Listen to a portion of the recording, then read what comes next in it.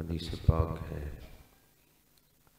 حضرت سیدنا فاروق اعظم رضی اللہ تعالیٰ عنہ بیان فرماتے ہیں، کچھ لوگ اپنے گھروں سے اس حال میں نکلتے ہیں کہ ان کے کاندھوں پر گناہوں کا بوجھ ہوتا ہے، گلیوں سے گزر رہے ہیں تو گناہوں کے ساتھ، بازاروں سے گزر رہے ہیں تو کاندھوں پہ گناہوں کا بوجھ ہے، لیکن پھر انہیں کوئی ایسی محفل مل جاتی ہے جس میں قرآن بیان ہو رہا ہے، جس میں رسول اللہ کا فرمان بیان ہو رہا ہے، وہ لوگ اس محفل میں شامل ہو جاتے ہیں، ان کا دل نرم ہو جاتا ہے، وہ اللہ سے معافی مانگتے ہیں، تو پھر وہ اس حال میں واپس گھروں کو لوٹتے ہیں کہ وہ بخشے ہوئے ہیں۔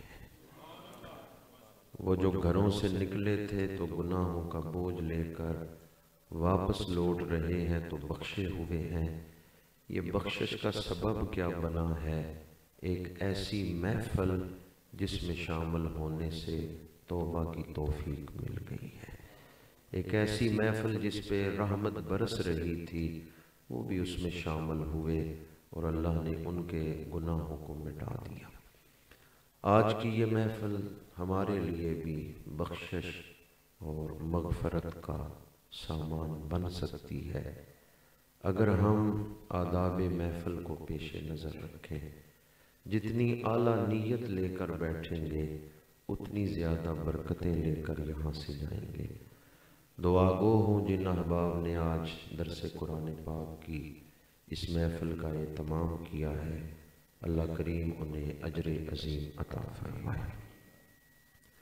خطبہ کے دوران میں نے سورہ مائدہ آیت نمبر 15 تلاوت کرنے کا شرف حاصل کیا ہے، جس میں اللہ کریم نے حضور کی آمد کو سجا سجا کے بیان فرمایا ہے۔ یا اہل الکتاب قد جاءکم رسولنا، اے اہل کتاب تحقیق تمہارے پاس آ گیا ہمارا رسول۔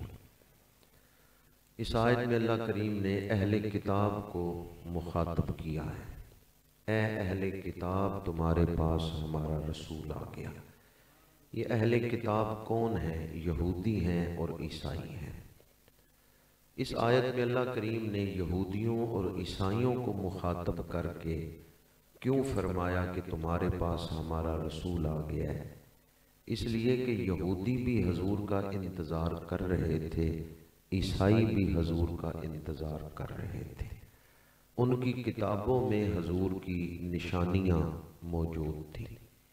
الذین یتبعون الرسول النبی الامی الذی یجدونہ مکتوبا عندہم فی التوراۃ والانجیل۔ یہ آیت بتا رہی ہے کہ تورات اور انجیل میں حضور کا ذکر تھا، عیسائی بھی انتظار کر رہے تھے، یہودی بھی حضور کا انتظار کر رہے تھے۔ قرآن پاک میں اللہ کریم نے انبیاء کی اس محفل کا ذکر کیا ہے جس میں ارواح انبیاء کو اکٹھا کر کے حضور کی آمد کو بیان کیا۔ تو اس آیت میں ہے کہ نبیوں سے وعدہ لیا، ثم جاءکم رسول مصدق لما معکم لتؤمنن بہ ولتنصرنہ۔ جب کسی قبیلے کے سردار سے وعدہ ہو جائے تو وہ قبیلہ اس وعدے میں ایگریمنٹ میں شامل ہے یا نہیں ہے؟ شامل ہے۔ ہمارا وزیر اعظم کہیں دستخط کر آئے تو اس معاہدے میں ساری قوم شامل ہے، وہ پورے ملک کی طرف سے معاہدہ ہے۔ اس آیت میں ہے کہ نبیوں سے عہد لیا گیا ہے، جب شانوں والا رسول آ جائے ان پر ایمان لانا اور ان کی نصرت کرنا۔ تو گویا ان نبیوں کی جو امتیں ہیں وہ اس معاہدے میں شامل ہیں۔ اس لیے انبیاء کرام نے اپنی امتوں کے سامنے حضور کا ذکر کیا اور انہیں بتایا کہ جب ان شانوں والا، ان نشانیوں والا رسول آ جائے، کلمہ پڑھ کے ان کے امتی بن جانا۔ ہر نبی نے کم از کم ایک محفل میلاد کی ہے جس میں حضور کی آمد کا ذکر اپنی امت کے سامنے کیا ہے۔ جب زمانہ آیا حضرت ابراہیم علیہ السلام کا تو آپ نے صرف ذکر ہی نہیں کیا بلکہ دعا بھی مانگی ہے، ربنا وابعث فیہم رسولا، پروردگار وہ شانوں والا رسول جس کا تو نے وعدہ کیا تھا کہ بھیجوں گا، میں مانگتا ہوں وہ شانوں والا رسول بھیج دے۔ آج سے 4,500 سال پہلے جس پتھر پہ کھڑے ہو کے حضرت ابراہیم نے دعا مانگی تھی، وہ پتھر آج بھی بیت اللہ شریف کے سامنے پڑا ہوا ہے، اور حاجیوں کو حکم ہے کعبہ شریف کا طواف کر کے اس پتھر کے پاس آگے واجب الطواف نفل ادا کرو۔ جب زائرین اس پتھر کی زیارت کرتے ہیں تو وہاں حضرت ابراہیم کے پیروں کا نشان نظر آتا ہے۔ کیا نظر آتا ہے؟ پیروں کا، نبی کے پیروں کا نشان دیکھنے سے بھی برکتیں ملتی ہیں، ورنہ مرکز توحید میں بیت اللہ کے سامنے نبی کے پیروں والا پتھر نہ رکھا جاتا۔ وہ پتھر مرکز توحید میں پڑا ہوا ہے جس پہ حضرت ابراہیم کے پیروں کا نشان ہے، تو اس کا مطلب ہے نبی کے پیروں کا نشان دیکھنے سے بھی رحمتیں مل رہی ہیں، برکتیں مل رہی ہیں۔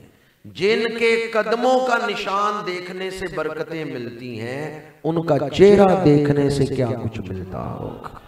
جب خلیل اللہ کا چہرہ دیکھنے سے بہت کچھ ملتا ہے تو خلیل اللہ جنہیں مانگ رہے ہیں اس حبیب اللہ کے دیدار سے کیا کچھ ملتا ہوگا۔ صحابہ کتنے خوش نصیب ہیں جنہوں نے حبیب اللہ کا دیدار کیا ہے۔ آج ہم نمازی بن سکتے ہیں، حافظ بن سکتے ہیں، حاجی بن سکتے ہیں، مجاہد بن سکتے ہیں، لیکن صحابی نہیں بن سکتے۔ صحابہ وہ خوش نصیب ہیں جنہوں نے رسول اللہ کا چہرہ پاک دیکھا ہے۔ نبی کے تو قدموں کا نشان دیکھنے سے برکتیں ملتی ہیں، امام الانبیاء کا چہرہ دیکھنے والوں نے کیا کچھ حاصل کیا ہوگا۔ حضرت ابراہیم نے دعا مانگی، انبیاء آتے رہے اور حضور کا ذکر اپنی امتوں کے سامنے کر کے انتظار کرواتے رہے۔ زمانہ آ گیا حضرت عیسیٰ علیہ السلام کا، آپ نے فرمایا پہلے انتظار کرواتے رہے ہیں، میں خوشخبری دینے آیا ہوں، میرے بعد وہی رسول آ رہا ہے، مبشرا برسول یأتی من بعد اسمہ احمد۔ میں نے 4 مقامات سے قرآن پاک آپ کے سامنے پڑھا ہے۔ اللہ کریم نے نبیوں کی محفل میں حضور کا ذکر کرتے ہوئے فرمایا ثم جاءکم الرسول، اے نبیوں جب شانوں والا رسول آ جائے تو ان کی مدد کرنا، ان پر ایمان لانا۔ حضرت ابراہیم نے دعا مانگی ربنا وابعث فیہم رسولا، حضرت عیسیٰ نے بشارت دی مبشرا برسول۔ ان تینوں آیتوں میں رسول کا لفظ آیا ہے۔ اللہ نے فرمایا ثم جاءکم الرسول، حضرت ابراہیم نے دعا مانگی ربنا وابعث فیہم رسولا، حضرت عیسیٰ نے بشارت دی مبشرا برسول۔ جب وہ شانوں والا رسول آ گیا جن کا انتظار ہو رہا تھا تو اللہ نے فرمایا یا اہل الکتاب قد جاءکم رسولنا، اے اہل کتاب، اے یہودیوں، اے عیسائیوں، جس رسول کا تم انتظار کر رہے تھے ہمارا وہ شانوں والا رسول آ گیا۔ ان 4 آیتوں میں ایک ہی لفظ ہے رسول۔ یہودی بھی حضور کی نشانیاں جانتے تھے، عیسائی بھی۔ حضرت سلمان فارسی اٹلی سے آئے تھے مدینہ منورہ، روم اٹلی میں ہے، وہاں حضرت سلمان فارسی نے جو سب سے بڑا بشپ تھا، پادریوں کا استاد، اس سے حضور کی 3 نشانیاں سنی تھیں، اور ان میں ایک نشانی یہ تھی کہ آپ اپنی ذات کے لیے صدقہ قبول نہیں کرتے، دوسری نشانی یہ کہ ہدیہ قبول کرتے ہیں، اور تیسری نشانی یہ کہ 2 کاندھوں کے درمیان مور نبوت ہے۔ حضرت سلمان فارسی مدینہ منورہ آئے، تینوں نشانیاں دیکھی، کلمہ پڑھ کے صحابی بن گئے۔ کون سے صحابی کا نام لے رہا ہوں میں؟ حضرت نہیں، سلیمان نہیں ہے، سلیمان نبی ہیں، سین پہ پیش پڑھیں اور لام کے بعد یہ پڑھیں سلیمان تو وہ نبی ہیں، سین پہ زبر پڑھیں اور لام کے بعد یہ نہ ہو سلمان تو وہ صحابی ہیں۔ جب سلمان کا لفظ ہوگا تو اس سے مراد ہے صحابی، جب سلیمان کا لفظ ہوگا تو اس سے مراد ہے اللہ کے نبی۔ سلیمان علیہ السلام اللہ کے نبی ہیں۔ تو حضرت سلمان فارسی جو ہیں وہ اٹلی سے مدینہ منورہ آ کے کلمہ پڑھ رہے ہیں، تو نشانیاں سن کے ہی آئے تھے۔ وہ نشانیاں کس نے بتائی تھیں؟ عیسائیوں کے بڑے بشیر نے بتائی تھی۔ اور یہودی عالم حضرت عبداللہ بن سلام آئے ہیں حضور سے مناظرہ کرنے، لیکن جب مجلس محمدی میں پہنچے، رخ انور دیکھا، چہرہ پاک دیکھتے ہی انہوں نے کلمہ پڑھ لیا ہے۔ لوگوں نے کہا آپ تو آئے تھے بحث کرنے، مناظرہ کرنے، انہیں دیکھتے ہی کلمہ کیوں پڑھ لیا ہے؟ حضرت عبداللہ بن سلام فرماتے ہیں میں اللہ کی قسم اٹھا کے کہتا ہوں یہ چہرہ کسی جھوٹے کا چہرہ نہیں ہے، میں نے پہچان لیا ہے یہ وہی نبی ہیں جن کا ذکر میری مذہبی کتاب میں موجود ہے۔ تو اب تک میں نے اسلوب کلام کے حوالے سے ہی نقطہ آپ کے سامنے بیان کیا ہے کہ اس آیت میں اللہ نے اہل کتاب کو مخاطب کیا، یا اہل الکتاب قد جاءکم رسولنا، اے اہل کتاب تمہارے پاس ہمارا رسول آ گیا، جس کا تم انتظار کر رہے تھے وہ رسول آ گیا ہے۔ آگے حضور کا علم بیان کیا ہے، یبین لکم کثیرا مما کنتم تخفون من الکتاب ویعفو عن کثیر، تم جو چھپاتے تھے نبی بیان کرتا ہے، تم چھپاتے تھے نبی، تو جو چھپی ہوئی چیزوں کو بیان کرے وہ غیب کا علم رکھتا ہے یا نہیں رکھتا؟ علامہ جلال الدین سیوطی رحمۃ اللہ تعالیٰ علیہ نے لکھا ہے ایک یہودی نے مدینہ منورہ میں حضور کا دیدار کیا، پہچان گیا یہ تو وہی نبی ہیں جن کا ذکر میری مذہبی کتاب میں موجود ہے۔ گھر آیا، کتاب کھولی، پھر دیکھا، نشانیاں پڑھی، سمجھ گیا کہ یہ تو وہی نبی ہیں۔ اس نے سوچا اگر اس کتاب میں سے لوگوں نے، دوسرے یہودیوں نے بھی نشانیاں پڑھ لیں تو کہیں وہ کلمہ نہ پڑھ لیں۔ اس نے کتاب میں سے وہ ورق نکالے، دیوار میں سوراخ کیا، ورق دیوار کے اندر رکھ کے اوپر مٹی کا لیپ کر دیا۔ اس دور میں کوئی 50 دیہاتوں میں ایک کتاب ہوتی تھی، یہودی دوسرے دیہات میں جا کے کتاب پڑھتے تھے، ہر یہودی کے گھر کتاب نہیں تھی، کیونکہ کتاب چھپتی نہیں تھی، بکتی نہیں تھی، کاغذ اتنا نہیں تھا۔ کسی یہودی کے گھر کتاب ہوتی، مثلا یہاں رہنے والوں کو پتا چلتا ڈنگے میں کسی مسلمان کے گھر قرآن ہے، وہ وہاں جا کے پڑھے، یہ مثال دے رہا ہوں۔ وہاں ہر دیہات میں مذہبی کتاب موجود نہیں تھی، تو یہودیوں کے ہاں بھی یہ صورتحال تھی کہ ہر یہودی کے گھر تورات نہیں تھی، کسی کے گھر ہوتی تھی اور دوسرے وہاں جا کے پڑھتے تھے۔ اب جس کے پاس وہ کتاب تھی نا، اس نے کہا یہ ورق نکال دو ورنہ یہودی حضور کا کلمہ پڑھ لے۔ اس نے وہ ورق نکالے، دیوار میں چھپائے، اوپر مٹی کا لیپ کر دیا۔ کچھ دنوں بعد وہی یہودی حضور کی بارگاہ میں آیا اور کہتا ہے آپ نے نبوت کا اعلان کیا ہے، کوئی دلیل دے۔ میرے آقا کریم نے فرمایا وہ ورق جو دیوار میں چھپا کے آئے ہو، ان پر میری جو شانیں لکھی ہوئی ہیں وہ تمہیں سناؤں۔ کیا ان پر یہ نہیں لکھا ہوا کہ آخری نبی امام الحرمین ہوگا، امام القبلتین ہوگا، دو قبلوں کی طرف منہ کر کے نماز پڑھائے گا؟ اور کیا میں نے دو قبلوں کی طرف منہ کر کے نماز نہیں پڑھائی؟ اس یہودی نے کہا میں مانتا ہوں آپ اللہ کے نبی ہیں،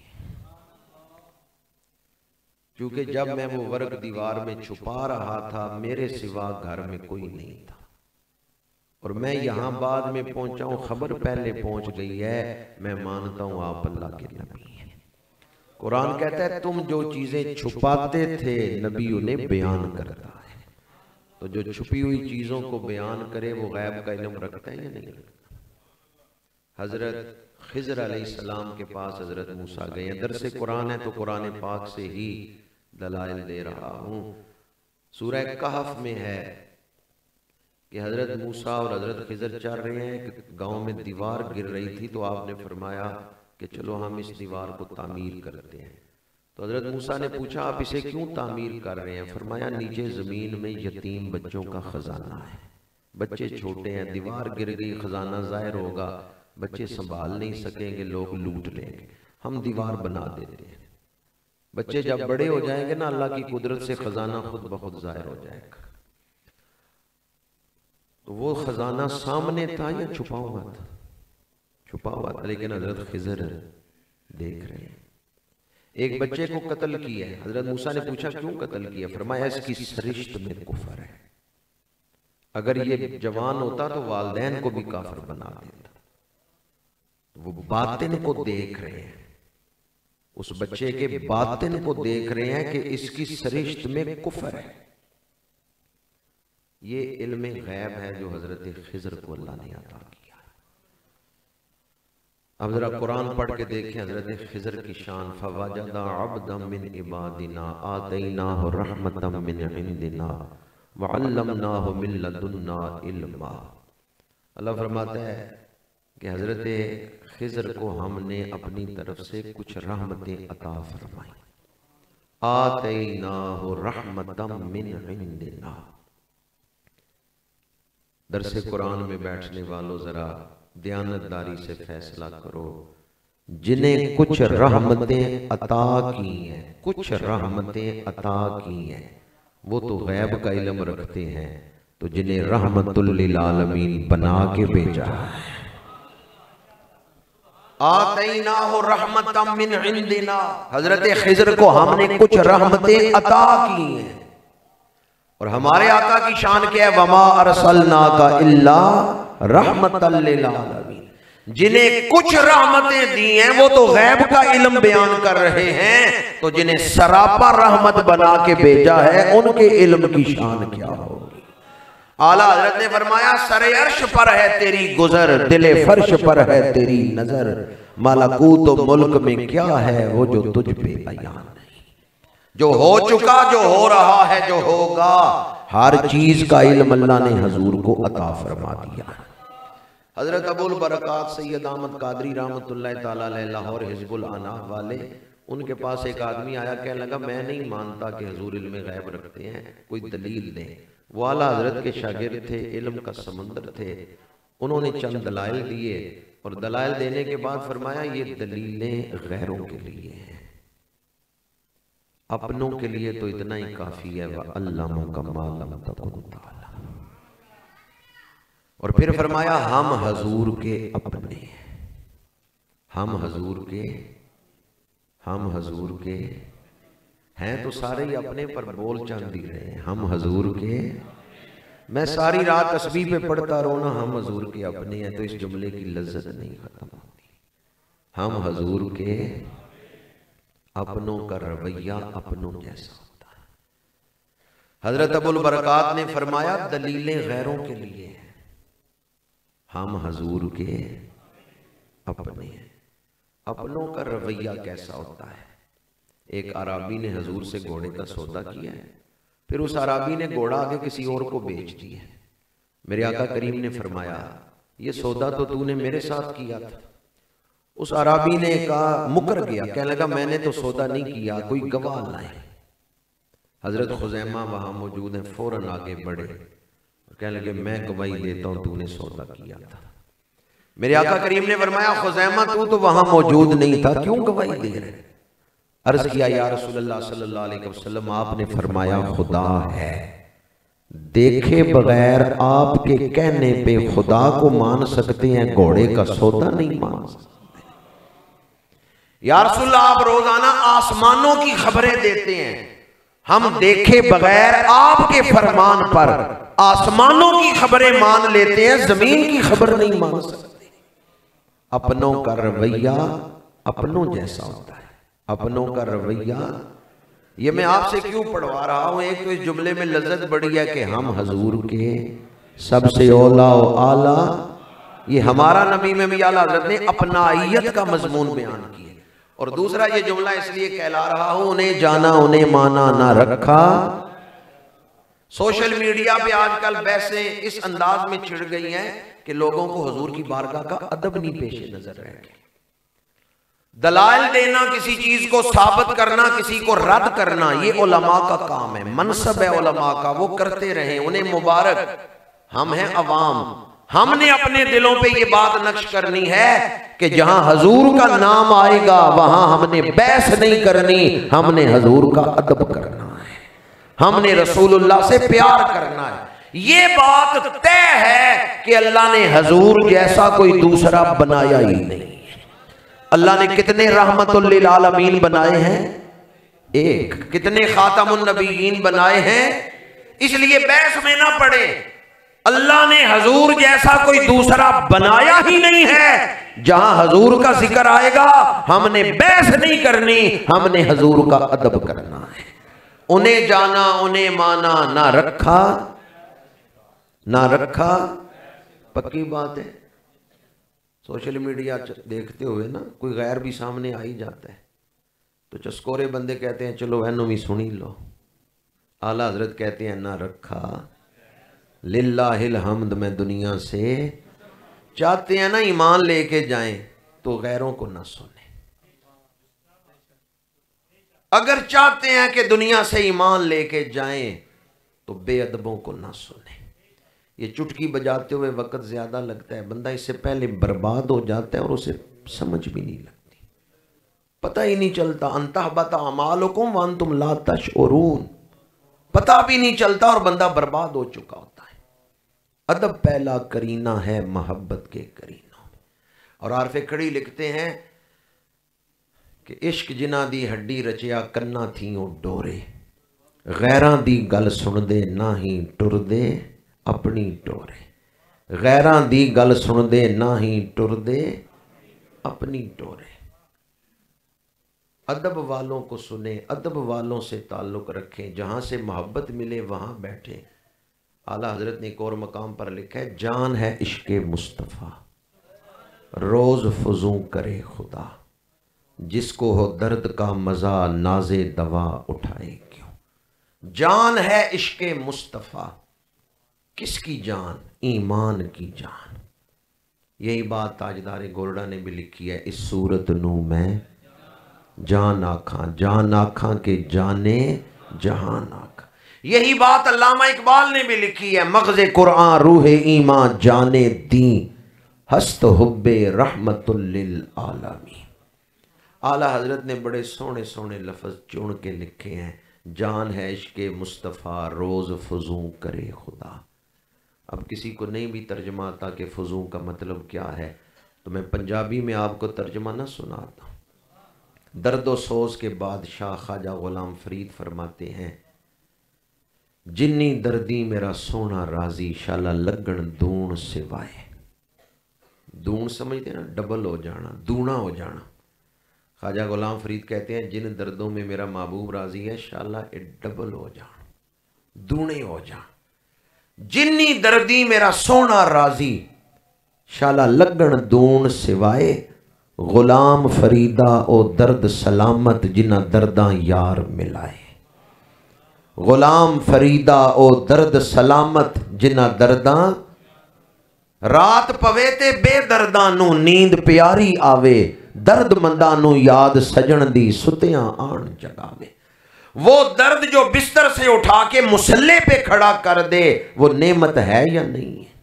غلام فریدہ او درد سلامت جنہ درداں یار ملائے۔ کچھ لوگ سامان کے ڈاکو ہوتے ہیں وہ سامان لوٹتے ہیں، کچھ ایمان کے ڈاکو ہوتے ہیں وہ ایمان لوٹتے ہیں۔ یہ درد بڑی دولت ہے، یہ سوز بڑی دولت ہے، تڑپنے پھڑکنے کی توفیق دے دل مرتضیٰ سوز صدیق دے۔ اللہ اقبال کی قبر پہ کروڑوں رحمتیں نازل کرے۔ اقبال نے بتا دیا یہ درد اسے ہی ملے گا جو خارجی بھی نہیں ہوگا رافضی بھی نہیں ہوگا۔ دل مرتضیٰ سوز صدیق دے۔ اقبال نے بتا دیا یہ درد نہ رافضیوں کے مقدر میں ہے نہ خارجیوں کے مقدر میں ہے، یہ درد رسول، عشق رسول، ادب رسول، اتباع رسول یہ اسے ہی ملے گی جس کے دل میں مولا علی کا بھی پیار ہے، صدیق اکبر کا بھی پیار ہے۔ اس لیے بے ادبوں سے تعلق نہ رکھیں اور بے ادبوں کو نہ سنیں۔ ہم حضور کے اپنے ہیں، اپنوں کا رویہ اپنوں جیسا ہوتا ہے۔ انہیں جانا انہیں مانا نہ رکھا غیر سے کام، للہ الحمد میں دنیا سے مسلمان گیا۔ علم غیب کے حوالے سے گفتگو کرتے ہوئے دو نکات اب تک میں نے بیان کی ہیں، باقی تو ساری تشریح کی ہے۔ ایک تو انداز کلام جو ہے، اسلوب کلام، کہ اللہ نے فرمایا اے اہل کتاب جس رسول کا تم انتظار کر رہے تھے ہمارا وہ رسول آ گیا، اور پھر حضور کا علم بیان کیا، تم جسے چھپاتے تھے رسول اسے بیان کرتا ہے، وَيَعْفُو عَنْ كَثِيرٍ، بہت ساری چیزوں سے چشم پوشی فرماتے ہیں، معاف کرتے ہیں۔ آگے فرمایا قَدْ جَاءَكُم مِّنَ اللَّهِ نُورٌ وَكِتَابٌ مُّبِينٌ، تحقیق آیا تمہارے پاس اللہ کی طرف سے نور اور روشن کتاب۔ اس ایک آیت میں 2 دفعہ یہ لفظ آیا ہے قَدْ جَاءَكُم۔ جب پہلی دفعہ یہ لفظ آیا قَدْ جَاءَكُم تو آگے ہے رسولنا، دوسری دفعہ جب یہ لفظ آیا قَدْ جَاءَكُم تو آگے ہے مِنَ اللَّهِ النور۔ ایک آیت میں 2 دفعہ یہ لفظ آیا ہے قَدْ جَاءَكُم، اور جب دوسری دفعہ آیا قَدْ جَاءَكُم اس سے پہلے واو نہیں ہے، آیت اس طرح نہیں ہے وَقَدْ جَاءَكُم۔ اگر واو کا لفظ آتا، واو کا حرف آتا تو پھر اس کا مطلب تھا رسول اور ہے نور اور ہے۔ جب واو نہیں آیا قَدْ جَاءَكُم مِّنَ اللَّهِ نور، اس انداز میں آیت نازل ہوئی ہے، اور دوسرے قَدْ جَاءَكُم سے پہلے واو نہیں، تو اس کا مطلب ہے جو رسول بن کے آ رہا ہے وہ سراپا نور بن کے آ رہا ہے۔ جو نور، جو رسول بن کے آیا ہے وہ سراپا نور بن کے آیا ہے۔ میرے آقا کریم کا میلاد پاک ہوا تو خود حضور نے میلاد پاک کو بیان کرتے ہوئے نور کا ذکر کیا ہے۔ مشکات شریف میں حدیث پاک ہے وَالرُّؤْيَا أُمِّيَ الَّتِي رَأَتْ حِينَ وَدَعَتْنِي وَقَدْ خَرَجَ لَهَا نُورٌ أَضَاءَ لَهَا مِنْهُ قُصُورُ الشام۔ فرمایا جب میرا میلاد ہوا نور چمکا، اور اس نور کے اجالے میں میری امی جان نے مکے میں بیٹھ کے شام کے محلات کو دیکھ لیا ہے۔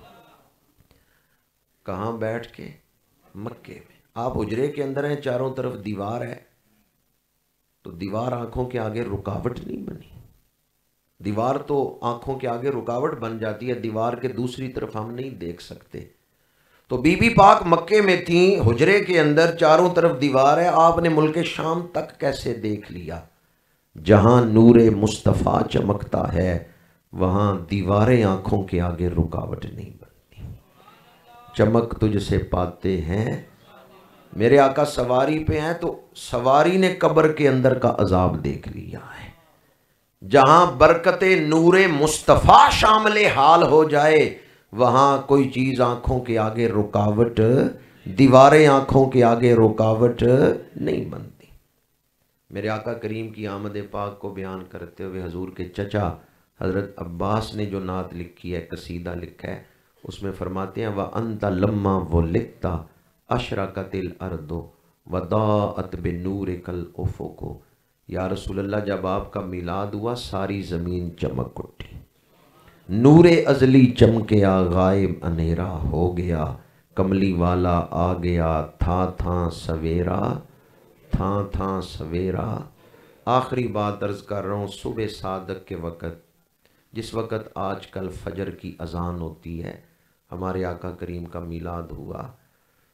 عرب میں رواج تھا جو بچہ رات کے کسی حصے میں پیدا ہوتا، رات کے اندھیرے میں اس کے چہرے پر پہلی نظر نہیں تھے ڈالتے، بچے کے چہرے پر پہلی نظر ڈالتے تھے سورج کی روشنی میں۔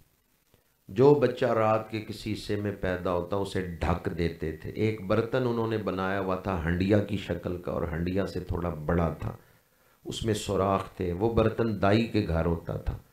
سیرت حلبیہ میں ہے جب میرے آقا کریم کا میلاد ہوا تھوڑا سا وقت باقی ہے سورج طلوع ہونے میں، تو شفا نے کہا وہ برتن لے آؤ تاکہ مولود مسعود کا بدن ڈھک دیں۔ برتن منگایا گیا، شفا برتن پکڑ کے حضور کے جسم اقدس کی طرف جا رہی ہیں، ابھی قریب نہیں پہنچی کہ ان کے ہاتھوں میں ہی برتن ٹوٹ گیا ہے۔ وہ برتن آپ کے جسم مبارک تک پہنچ نہیں سکا۔ جب برتن ٹوٹ گیا تو شفا نے کہا بی بی آمنہ مبارک ہو، دنیا کو جاہلیت سے نکالنے والا تمہارے گھر آ گیا ہے۔ 40 سالوں کے بعد جب میرے آقا کریم نے اعلان نبوت فرمایا، شفا زندہ تھی۔ شفا نے، میرے آقا کریم نے اعلان نبوت کیا میں اللہ کا نبی ہوں، شفا کلمہ پڑھ کے صحابیہ بن گئی۔ ابو جہل آیا، وہ چاہتا تھا مسلمانوں کی تعداد گھٹ جائے، انہوں نے کہا شفا کیوں کلمہ پڑھا ہے، کون سی نشانی دیکھی ہے؟ حضرت شفا کو جلال آ گیا، انہوں نے فرمایا او عمر بن حشام، مجھ سے پوچھتے ہو کیوں کلمہ پڑھا ہے؟ میں نے تو ان کی ولادت کے دن کہہ دیا تھا یہ اللہ کا نبی پیدا ہوا ہے، میں تو انتظار کر رہی تھی کہ میری زندگی میں یہ اعلان نبوت فرمائے۔ شفا نے ولادت کے دن کیا کہا؟ دنیا کو جہالت سے نکالنے والا آ گیا ہے۔ کون آ گیا دنیا کو؟ خطبہ حجت الوداع میں میرے آقا کریم نے فرمایا کل امر الجاہلیت تحت قدمی، میں نے تمہیں جاہلیت سے نکال لیا ہے۔ بی بی شفا تیری بصیرت کو سلام، جو بات انہوں نے میلاد کے دن کہی ہے حضور نے خطبہ حجت الوداع میں فرمائی ہے، کل امر الجاہلیت تحت قدمی، فرمایا جاہلیت کے تمام رسم و رواج میرے پاؤں تلے ہیں، میں نے انہیں رون دیا ہے اور تمہیں جاہلیت سے نکال لیا ہے۔ میرے آقا کریم نے جو معاشرہ قائم کیا اس معاشرے میں جہالت بھی نہیں تھی، جاہلیت بھی نہیں تھی۔ 23 سالہ محنت سے حضور نے جو معاشرہ قائم کیا اس میں جہالت تھی نہیں، اس معاشرے میں جاہلیت نہیں تھی۔ آپ نے ایک ایسا معاشرہ قائم کیا جس سے جہالت کو ختم کر دیا، جاہلیت کو ختم کر دیا۔ حضور کی آمد کے مقاصد میں سے ایک مقصد یہ ہے کہ آپ نے جہالت سے پاک معاشرہ تشکیل دیا ہے، وہ معاشرہ جس میں جاہلیت نہیں تھی۔ اسلام کا سب سے بڑا دشمن عمر بن حشام، حضور نے اس کا لقب کیا رکھا؟ ابو جہل۔ کیا لقب رکھا؟ جہالت کا باپ۔ حالانکہ کافر ہے تو ابو الکفر بھی کہہ سکتے تھے، ابو الکفر نہیں کہا، ابو جہل کہا۔ کیوں؟ جو اسلام کی مخالفت کر رہا ہے وہ معاشرے میں جاہلیت کو پھیلانا چاہتا ہے، وہ جاہلیت کو سپورٹ کر رہا ہے جو اسلام کی مخالفت کرے۔ خلفائے راشدین نے اس معاشرے کو مزید پھیلایا، پھر 1400 سالوں میں سلف صالحین اولیاء کاملین انہوں نے حضور کے دین کا پیغام پھیلایا۔ لیکن آج جس دور میں آپ زندگی گزار رہے ہیں، عالم کفر نے جاہلیت کو دوبارہ زندہ کر دیا ہے۔ ہمیں کہتے ہیں دنیا بڑی اپ ٹو ڈیٹ ہو گئی ہے، میں کہتا ہوں مجھے بتائیں کون سی چیز نہیں ہے اس دنیا میں؟ پوری دنیا میں معیشت کا نظام سود پہ چل رہا ہے، سود دور جاہلیت کی یادگار ہے۔ سود حضور کی آمد سے پہلے یہ سودی معیشت ہوتی تھی، حضور نے تو سود مٹایا، تو سود کس کی یادگار ہے؟ چند لوگ ہی سود کے خلاف بول رہے ہیں، سود کس کی یادگار ہے؟ شراب، جوا، بے حیائی اور ڈاکہ زنی۔ پہلے چند لوگ مل کے قافلہ لوٹتے تھے، اب امیر ملک غریب ملکوں کو لوٹتے ہیں۔ سلطان ٹیپو شہید کا کوہ نور ہیرا آج کس ملک کے پاس ہے؟ سلطان ٹیپو شہید کی، ماشاءاللہ آپ کو علم میں ہے، تلوار کس کے پاس ہے؟ اس کی انگوٹھی کس کے پاس ہے؟ یہ بادشاہ جو یہاں بادشاہی کرتے رہے ہندوستان میں، مسلمان حکمران، ان کے خزانے آج کس ملک کے پاس ہیں؟ وہ جو بڑے بڑے ڈاکو ملک ہیں، ہم کہتے ہیں بڑے ترقی یافتہ ملک ہیں۔ دنیا میں اس وقت جو تہذیب ہے اس میں سود، شراب، جوا، ڈاکہ زنی، بے حیائی اور بد اخلاقی، اور کہتے ہیں دنیا بڑی ترقی کر گئی۔ پچھلے سال پاکستان میں واقعہ ہوا ہے، میاں والی میں شاہ زیب نامی شخص نے اپنی 7 دن کی بچی کو گولیاں ماری۔ باپ بیٹی کو قتل کرتا تھا حضور کی آمد سے پہلے۔ میرے آقا کریم نے تو وہ جاہلیت ختم کی تھی، لیکن دور جدید میں جدیدیت کے نام پر کہ دنیا بڑی ترقی کر گئی ہے، اس جاہلیت کو زندہ کر دیا گیا سائنسی ترقی کی آڑ میں۔ سائنسی ترقی ایک کامن چیز ہے، اس کا صحیح استعمال ہو تو فائدہ مند ہے، غلط استعمال ہو نقصان ہے۔ لیکن ہمارے ساتھ دھوکہ یہ ہوا ہے کہ ہمیں سائنسی ترقی دکھا کے جاہلیت کو زندہ کر دیا گیا۔ میاں والی میں ایک باپ نے 7 دن کی بچی کو، جو بول نہیں تھی سکتی، جس نے کوئی تکلیف بھی نہیں تھی دی باپ کو، اس کو 7 گولیاں ماری گئی۔ وہ نہیں تھی بول سکتی، آپ تو بول سکتے ہیں۔ آپ تو آئندہ ایسا واقعہ ہونے سے معاشرے کو روک سکتے ہیں۔ اس سال فروری میں پشاور میں واقعہ ہوا، 14-15 سال کا بچہ پب جی گیم کھیل رہے موبائل پہ، باپ نے منع کیا ہے، بیٹے نے گولی مار دی باپ کو، ماں آگے بڑھی ہے، اس نے ماں کو بھی قتل کر دی۔ اس قاتل کا انٹرویو ٹی وی پہ چلا تھا جب وہ گرفتار ہوا ہے، اس نے کہا میں گیم کھیل رہا تھا پب جی، باپ نے منع کیا، میں برداشت نہیں کر سکا۔ جس دور میں اولاد ماں باپ کو قتل کرے، جاہلیت آ گئی ہے یا نہیں؟ ہمیں دکھائی جا رہی ہیں یونیورسٹیاں بڑی بن گئی ہیں، کالج بڑے بن گئے ہیں۔ یاد رکھیں، علم نہ ہو تو اسے کہتے ہیں جہالت، تربیت نہ ہو تو اسے کہتے ہیں جاہلیت۔ یہ دو الگ چیزیں ہیں، ایک ہے جہالت، ایک ہے جاہلیت۔ بخاری شریف میں حدیث ہے انک امرؤ فیک جاہلیت۔ جہالت اور چیز ہے، جاہلیت اور چیز ہے۔ شعور نہ ہو یہ ہے جہالت، کردار نہ ہو یہ جاہلیت ہے۔ آج اس دور میں جاہلیت زندہ ہو گئی۔ درس قرآن کا مقصد کیا ہے؟ آئیں آج ارادہ کرتے ہیں اپنے معاشرے میں جاہلیت نہیں پھیلنے دیں گے، اپنے معاشرے کو جہالت سے بھی بچائیں گے اور جاہلیت سے بھی بچائیں گے۔ میں ان الفاظ پر ہی گفتگو کو سمیٹتا ہوں۔ اللہ تعالی ہمیں عمل کرنے کی توفیق عطا فرمائے۔ یورپ کے ایک ملک میں محفل میلاد میں شامل ہوا تو وہاں ایک انگریز مبلغ بھی آئے ہوئے تھے۔ بیشک وہ یورپی تھا، لیکن جب اس نے اسلام قبول کیا تو دین کا علم حاصل کیا، پھر وہ مبلغ بن گیا، درس نظامی اس نے کیا ہوا تھا۔ انگریز مبلغ نے یورپ کے ایک ملک میں، دانستہ میں نام نہیں لے رہا، تقریر کرتے ہوئے اس نے جو بات کی میں آپ کو سنا رہا ہوں، بڑی پیاری بات اس نے کی۔ اس نے کہا پاکستان سے نوجوان آتے ہیں نا یورپ تو دین پہ عمل کرتے ہوئے شرماتے ہیں، دین پہ عمل کرتے ہوئے احساس کمتری میں مبتلا ہو جاتے ہیں کہ دنیا بڑی آگے نکل گئی ہے، ہم دین پہ عمل کریں گے تو ہمارے بارے میں دنیا کیا سوچے گی۔ اس انگریز مبلغ نے کہا فخر سے رسول اللہ کی سنتوں پہ عمل کرو، سچائی ہے تو تمہارے پاس ہے، حق ہے تو تمہارے پاس ہے، تم جھوٹوں کے پراپے گنڈے سے متاثر ہو کر سچ کو اپناتے ہوئے شرماتے ہو، حق کو اپناتے ہوئے شرماتے ہو۔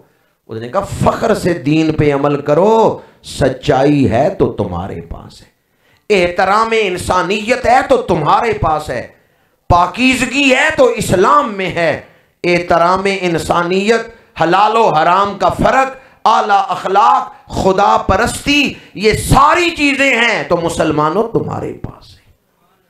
اللہ تعالی ہمیں معاشرے کو جہالت اور جاہلیت دونوں سے بچانے کی توفیق عطا فرمائے۔